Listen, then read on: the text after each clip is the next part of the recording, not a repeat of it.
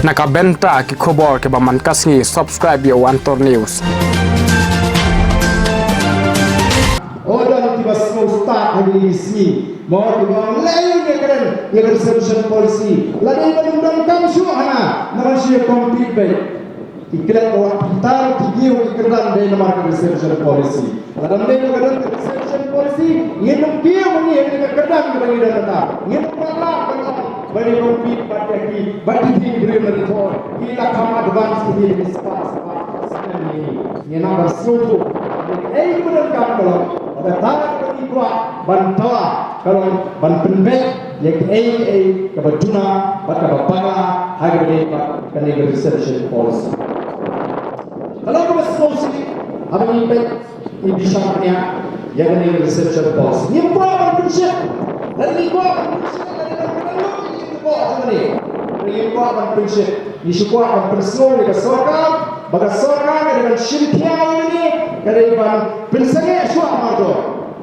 Nah, hubungan dengan syariah mengenai kejujuran voice of the people party kalau prinsipnya suatu yang kecintakan.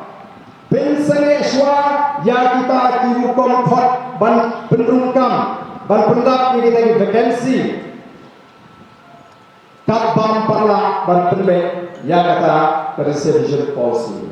Kalau kalian syariah pun ingin dorong kawan, banyak kalian ingin gendong kecil persya yang kata roster.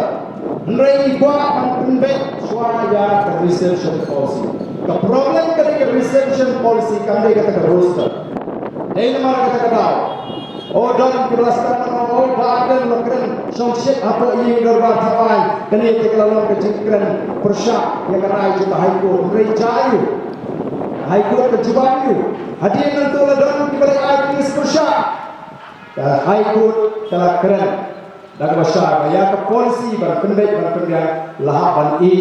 Pembunuh ban pendek kami ini hak yang dorong kawan lani hak sorka. Tadi kedumi pembangunan keren lapan scam.